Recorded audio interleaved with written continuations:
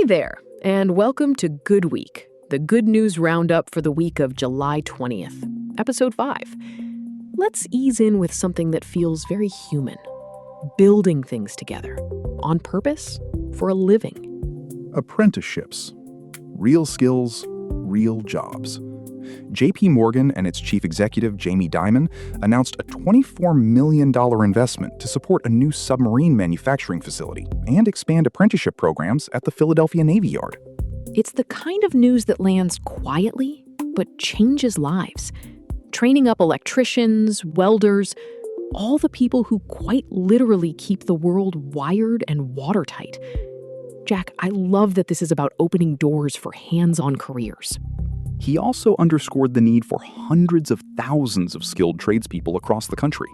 That is a big pipeline challenge, and this is a concrete step to meet it. Concrete, steel, and a steady paycheck. Not a bad combination.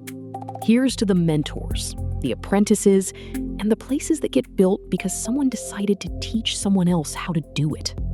And here's to programs that give people a first rung on the ladder. Sometimes the most optimistic story is simply, we're hiring and training. Speaking of everyday wins, there's a pocketbook headline with cautious good vibes. Some forecasts say the Social Security cost of living adjustment could raise average benefits by around $100. Keyword, forecast. The estimate depends on upcoming inflation data and possible changes to Medicare premiums. Different outlets floated different percentage figures, so let's stay with the part everyone agrees on. It's a projection, not a final number. Meanwhile, there's also bipartisan movement in the Senate around Social Security's future.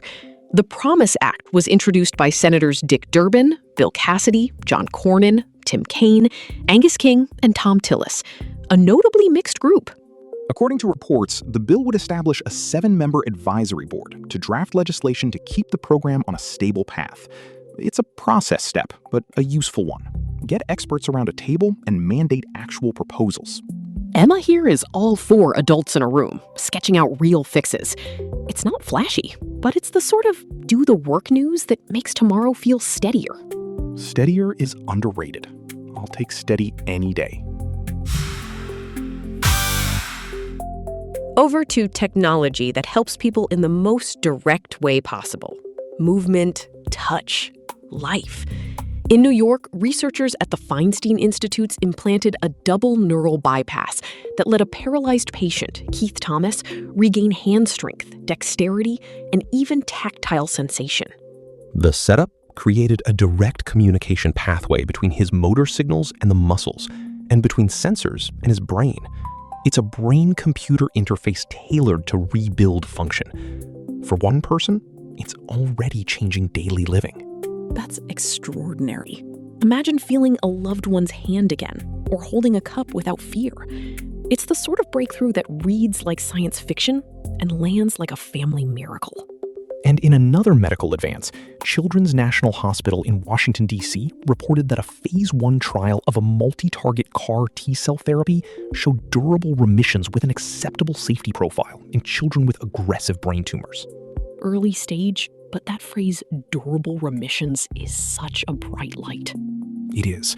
Phase 1 means small and preliminary, so we should temper expectations. Still, it signals that the approach may be doing what it's designed to do, and safely enough to keep going. For any family watching a child fight a brain tumor, progress is priceless. Hope backed by data, that matters. Public Health Beat. Quick tour. The United Kingdom authorized a phase 1 trial of an Oxford-developed Ebola vaccine with 50 healthy volunteers, and doses for the study are being made by the Serum Institute of India. That's a classic early safety and immune response step. The sooner we test new vaccines, the quicker we learn what's ready for real-world protection. Headaches next, and not the metaphorical kind. Researchers at the University of Birmingham clarified migraine mechanisms and highlighted new CGRP targeting drug classes. Translation for your smart friend. They're sharpening the map of what triggers the pain and pointing to medicines designed to intercept it.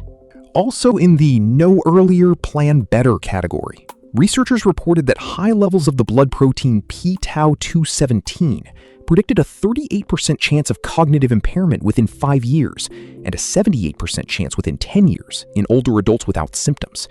Those figures came via coverage drawing on a multinational analysis. Early warning is not a diagnosis, but it can open doors to planning, trials, care. That's a humane kind of progress. One quick health PSA while we're here. Doctors noted that bowel incontinence can be a sign of late-stage colorectal cancer, although they emphasized it's more often caused by non-cancerous conditions. The practical takeaway is simple. If something changes, talk to your doctor. Knowledge is power, especially when it's paired with a calm, timely checkup. Let's look up, out, and a little wild. Astronomers reported detecting a helium-rich atmosphere around a rocky exoplanet called LHS 1140b, about 48 light-years away, in the habitable zone of a red dwarf. They saw the telltale fingerprints of helium in the starlight that passed through the planet's air. It's a good reminder that even small, dim stars can host intriguing worlds, and we now have tools sensitive enough to sniff out what those worlds are wrapped in. Closer to home, but still delightfully far, NASA's New Horizons probe has woken from its longest hibernation and resumed science in the Kuiper Belt. The spacecraft, roughly 5.9 billion miles from Earth, spent 10 months conserving power before controllers at Johns Hopkins Applied Physics Lab brought it back online. It's the quiet, steady kind of exploration that keeps paying scientific dividends long after launch day headlines fade. And on the new neighbors front, scientists identified a new colobus monkey species in the Democratic Republic of Congo's Lomami National Park. It's named Colobus congoensis and has these striking orange lips, a distinctive calling card in the forest. New species discoveries are a vote of confidence for protected areas, proof that there's still so much to find when habitats are intact. Sports time.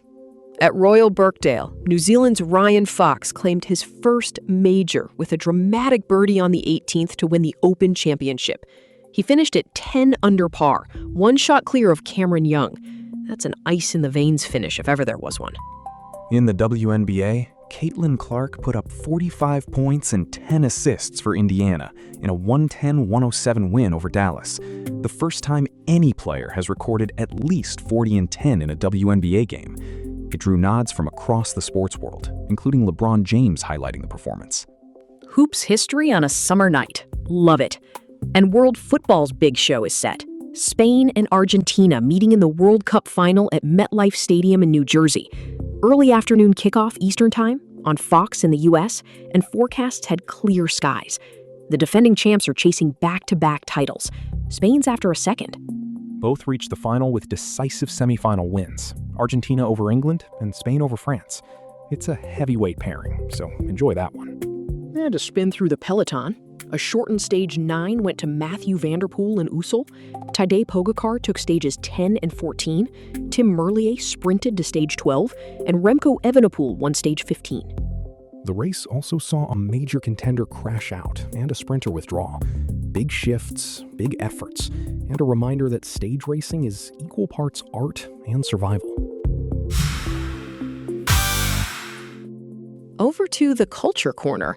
In London, Heartstopper Forever premiered, the final Netflix film in the series. It brings together the novella and the graphic novel into a 2-hour wrap-up, and stars Kit Connor and Joe Locke were there talking about closing the story and portraying young queer relationships with care. A finish that sounds true to the spirit of the original, and a last chapter for a lot of fans. And there's a celebrity headline swirling. Keyword swirling. Early reports claimed Taylor Swift and Travis Kelce had a private ceremony at Madison Square Garden, with paperwork and some big-name performers whispered. Emphasis on early reports. That's in the rumor pile until something official lands. Fun to speculate? Sure. But we'll keep it parked under claimed, not confirmed. Agreed. If and when it's real, we'll toast it properly. Until then, file under maybe. Tech and Planet Time. Researchers from UCLA's Samuel Lee School of Engineering and Iowa Women's University demonstrated a low-temperature process that turns mixed plastic waste, think PET, polyethylene, polypropylene, into high-purity hydrogen, while trapping the carbon as a solid carbonate. In plain terms, a way to pull useful hydrogen out of messy plastic streams at lower heat and lock up the carbon so it doesn't go into the air. It's a lab advance, but it aims squarely at two problems at once. Meanwhile, in the software trenches, Beijing-based startup Moonshot said its Kimi K3 model topped Arena's front-end coding benchmark, ahead of some well-known US systems. Benchmarks are tests, not the whole world, but it shows rapid progress. Healthy competition tends to lift the whole field. And a small nudge with a big upside. A new study found that speeding in the US saves only about a minute per day on average, while adding noticeable fuel costs and emissions. Translation: if you ease off the pedal, your wallet and the air both win. 1 minute isn't even a decent song. Coasting might be the move. Around the world and around the block, Meta announced a major expansion of its data center in Richland Parish, Louisiana, scaling up to 5 gigawatts of compute capacity. It's a $50 billion investment, expected to create more than 1,000 jobs. The plan also includes funding for local infrastructure projects, and there are scholarships in the mix. Big builds with community ties? That counts. On the macro side, U.S. labor productivity rose at its fastest pace in 2 decades, with tight labor markets, digitization, and remote work doing the heavy lifting. Interestingly, reports said artificial intelligence played a secondary role here. It's a reminder that better tools and better matching of people to work can move the needle, sometimes before the buzziest tech shows up. One quick international development with a practical tilt. The United States began the licensing process to allow Ukraine to produce Patriot missile interceptors, with Lockheed Martin backing the move. That was reported via a senior Ukrainian official to the Kyiv Independent, with Lockheed support noted. It's about enabling local production capacity, a policy lever with industrial ripple effects. That's our lap around the bright side for this week. If you want more stories like these, head to faxlane.com or grab the app in the App Store or Google Play. There's even a calm Zen mode, just the positive stuff, like we do here. Thanks for spending part of your day with us. If something good crossed your path this week, tell someone. Good news travels best person to person. I'm Emma, he's Jack, and this was Good Week. Have a great week, take care of each other, and we'll see you next time. Be well, everyone.